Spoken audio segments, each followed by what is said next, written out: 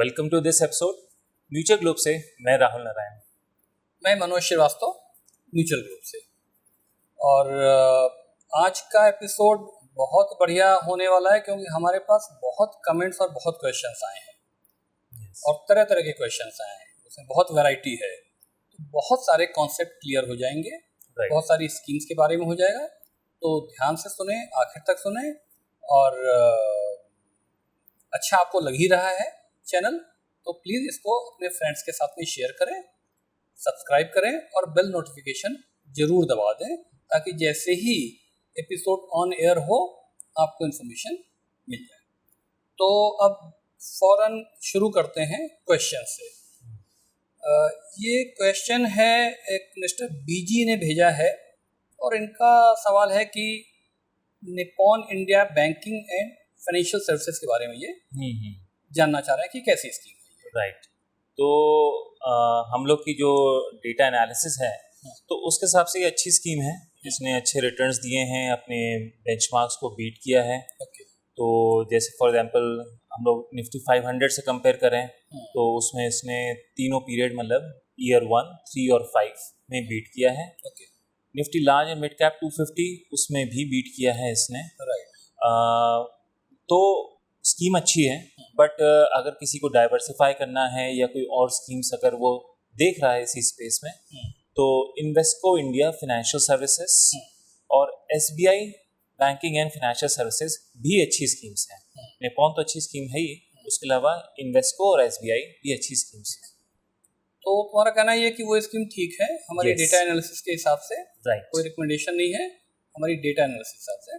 लेकिन कंपेरेबल दो ऑप्शन और निकलते हैं तो इनको थोड़ा वाइडर मिल गया, उसको भी देख सकते हैं। करेक्ट। उसी तरह से नहीं मिस्टर बीजी का सवाल एक और स्कीम के बारे में है, Franklin India opportunity fund. Again ये भी एक अच्छी स्कीम है, उन्होंने अच्छा इन्वेस्टमेंट किया हुआ है।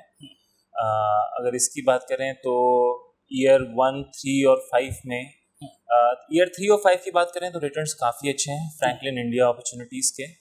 ईयर 1 में मतलब एक साल में थोड़े से रिटर्न डाउन हुए हैं तो वो कभी कभी हो भी सकता है, बट ये बस ध्यान रखें इन्वेस्टर जो है। करंट ईयर वैसे भी थोड़ा टर्मोइल का रहा है तो इससे आप जज नहीं कर सकते हैं। तो स्कीम अच्छी है, बट अगेन क्योंकि क्वेश्चन पूछा है तो इसी स्पेस में कंपेरेबल ऑप्शंस भी 2-3 हम लोग मेंशन कर देते हैं।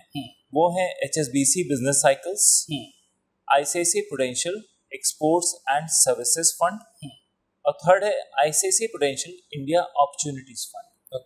इसी स्पेस में ये तीनों भी कंपेरेबल ऑप्शंस अच्छे हैं। ठीक। अब इसके बाद में विश्वनाथ जी हैं, उन्होंने लिखा है कि नाइस एपिसोड।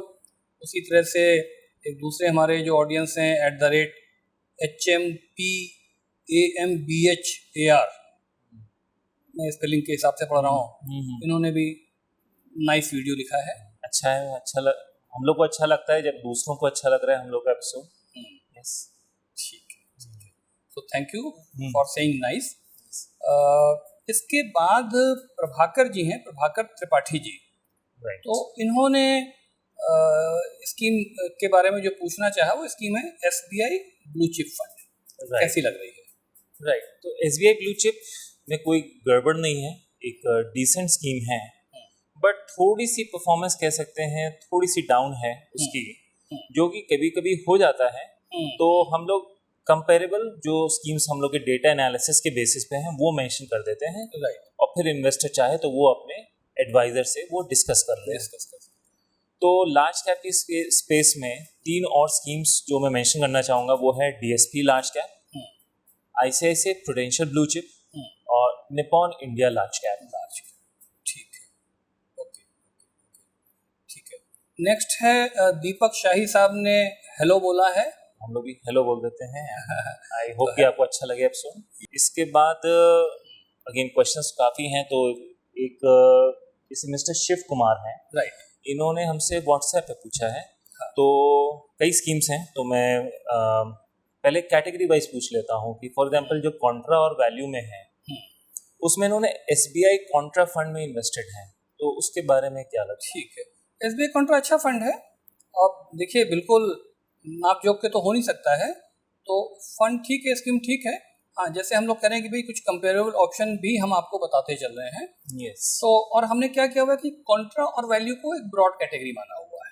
एक बार थोड़ा सा ब्रीफ में बताना चाहेंगे, कॉन्ट्रा वैल्यू किसके लिए अप्रोप्रिएट होती है, क्या होता है? कॉन्ट्रा वैल्यू देखिए, एक तरीके से ये मान के चलिए कि थोड़ा थोड़ा हिम्मती होना चाहिए इन्वेस्टर को। और मैं देखिए, चलते हुए घोड़े को तो सब चाहते हैं भाई हम इस पे बैठे और तेजी से पहुंच जाए। ये ऐसे होते हैं कि फंड मैनेजर का एक कॉन्ट्रेरियन व्यू है, यानी अभी बहुत चर्चा नहीं हो रही है, या उसको लग रहा है कि स्कीम ठीक है लेकिन थोड़ी किसी वजह से बल्कि अगर मैं शेयर्स की बात करूं, शेयर थोड़े पिटे हुए, मतलब शेयर मार्केट की भाषा में उसकी वैल्यू और होनी चाहिए बट कम दिख रही है, लोगों में फैंसी कम है। ये कॉन्सेप्ट वाइज है। यस। तो उसी कॉन्सेप्ट में अब ठीक है, आप देखेंगे बिल्कुल जाके उसकी फैक्ट शीट, आपको बहुत सारे शेयर दिखेंगे और ये तो बड़े चलते हुए शेयर हैं, बड़े पॉपुलर शेयर हैं। अब नेचुरली उसको सारे शेयर तो वैसे नहीं मिल सकते हैं, नहीं। बट उसमें भी जैसे अब आज की डेट में HDFC बैंक एग्जाम्पल के लिए, यस। रिकमेंडेशन ना हमारी स्कीम की होती है ना शेयर की होती है। अब उसकी थोड़ी फैंसी कम हुई है, हो सकता है कि वैल्यू वाले को समझ में आ जाए, कॉन्ट्रा वाले को समझ में आ जाए, चलती हुई चीज तो सभी को मालूम होती है।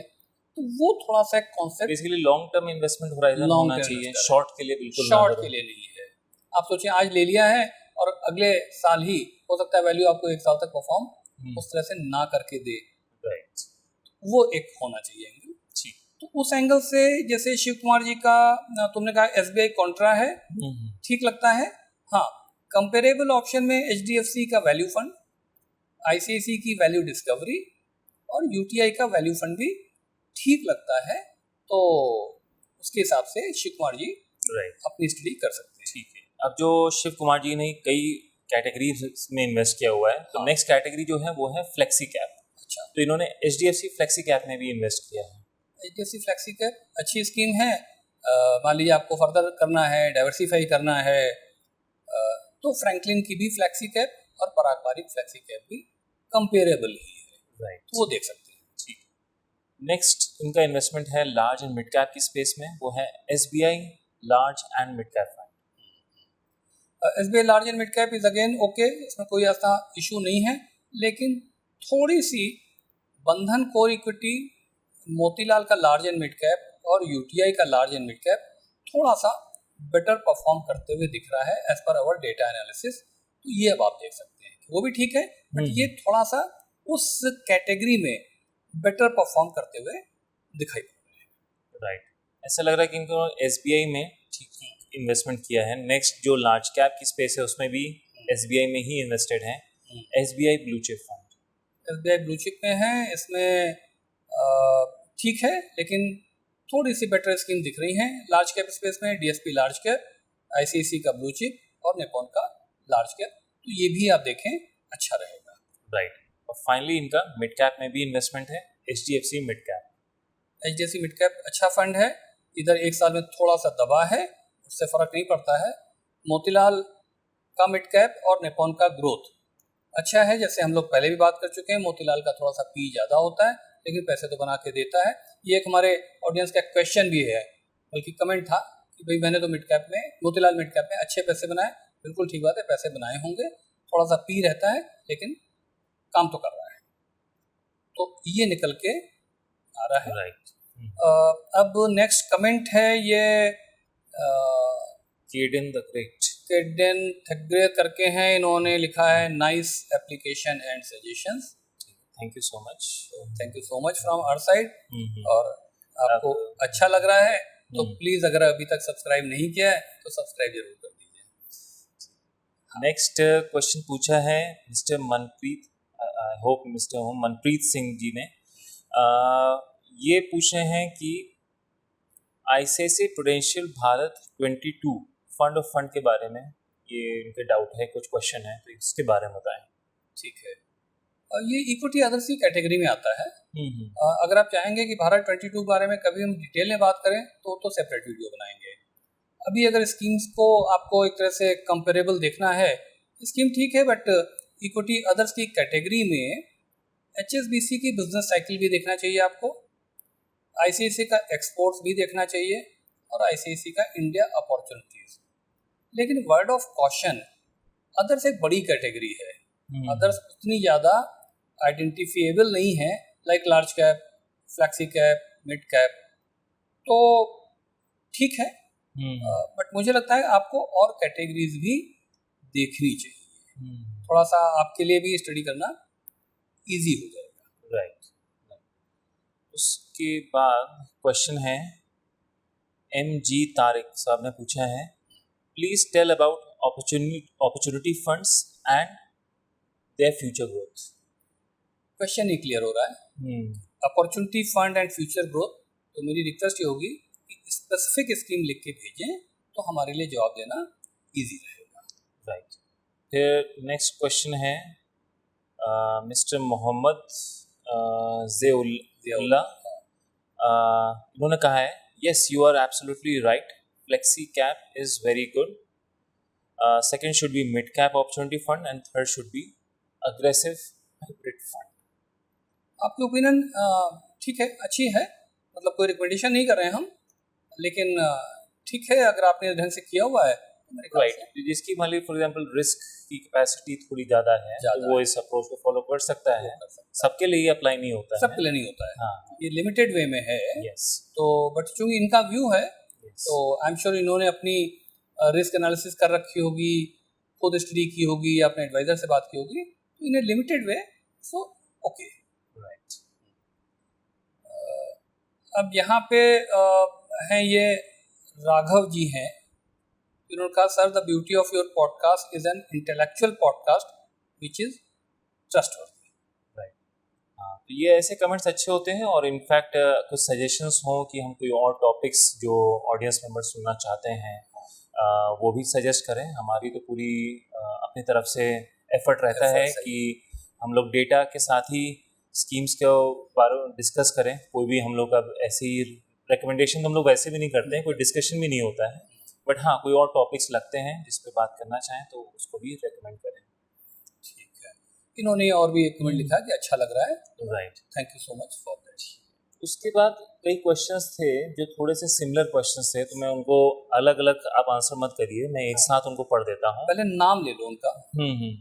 तो इसमें बेसिकली है कि वो पोर्टफोलियो जैसा अपना क्रिएट करना चाहते हैं, SIP की रिकमेंडेशन पूछ रहे हैं।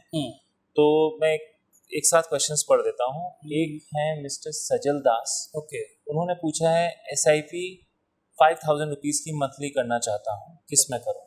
ठीक है। नेक्स्ट है एंकी, अगेन ये SIP करना चाहते हैं, 15 से 20 साल का होराइजन है।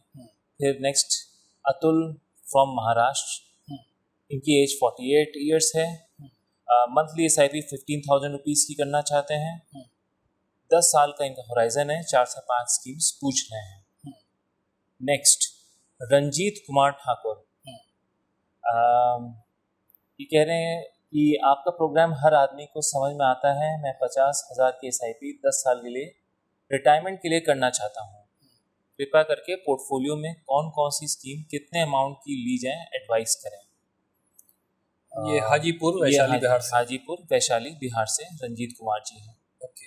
उसके बाद MK_BHA1 यूजर नेम ने पूछा है 40 to 45 ईयर्स SIP का बेस्ट फंड बताएं, तो आई बिलीव ये इनकी एज होगी। उसके बाद है @FSHARANFSHARANYA, इन्होंने पूछा है I am new in MF, please advice portfolio for 15,000 rupees SIP। और फिर फाइनली अगेन शंभू जी पूछ रहे हैं बेस्ट म्यूचुअल फंड कौन सा है पोर्टफोलियो क्रिएट करना है। ठीक है, तो ये सारे क्वेश्चन लगभग मिलते जुलते हैं। कोई कह रहा है 5,000 रुपये की सिप करना चाहते हैं, किसी ने कहा 15 से 20 साल के लिए करना चाहते हैं। अतुल जी का मैं स्पेसिफिक नाम ले रहा हूँ, अतुल जी महाराष्ट्र से हैं और इन्होंने व्हाट्सएप किया, तब हम व्हाट्सएप पे क्वेश्चन लेते थे, अब तो नहीं ले रहे हैं। तो इन्होंने पहले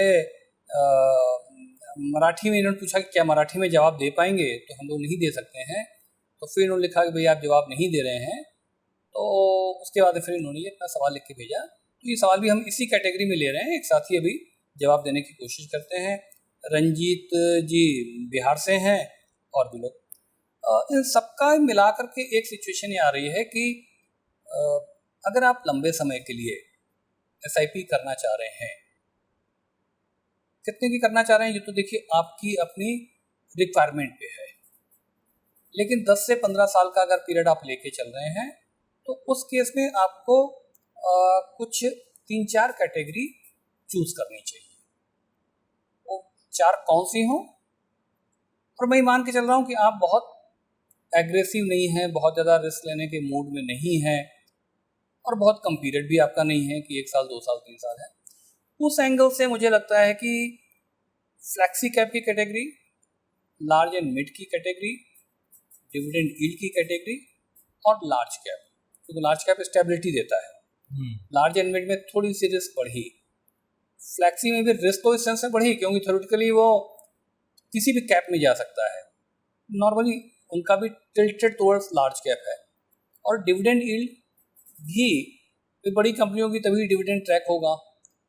तो ये मानते हुए कि 10 से 15 साल के लिए हैं, आप मॉडरेट रिस्क के हैं, ये 4 कैटेगरी आपको लेनी चाहिए। अब उन 4 कैटेगरी में अगर मैं कैटेगरी वाइज बात कर दूं, वैसे स्क्रीन पे दिखाई पड़ रहा है, तो उसके हिसाब से आप अपनी स्कीमों को ढूंढ सकते हैं, क्योंकि हर एक में 2-2 3-3 हैं, चारों में बजाय 12 का नाम लेने के स्क्रीन पे दिखाई पड़ रहा है। तो आप उसके हिसाब से अपनी एनालिसिस कीजिए, अपने एक्सपर्ट से बात कीजिए, जो भी आपके एडवाइजर हैं या डिस्ट्रीब्यूटर हैं, और फिर आप सिलेक्शन कर सकते हैं। तो ये निकल के आ रहा है। राइट। अब इसके बाद ये संतोष मोहंती जी हैं, ये कह रहे हैं very excellent analysis sir, many thanks. और उसी तरीके से सतीश अग्रवाल जी का है, वेरी नाइस एंड नॉलेजेबल। तो ये 2 कमेंट्स हैं। यस, हम लोग की तरफ से थैंक यू, आपको अच्छे लग रहे हैं। क्वेश्चंस आंसर का सिलसिला जारी रहेगा, क्योंकि काफ़ी क्वेश्चंस हैं, एक वीडियो बहुत लंबा बन जाता। जो बाकी क्वेश्चंस हैं वो कल के एपिसोड में आप इसको देख सकते हैं। ज़रूर देखिए और सब्सक्राइब कीजिए। Thank you.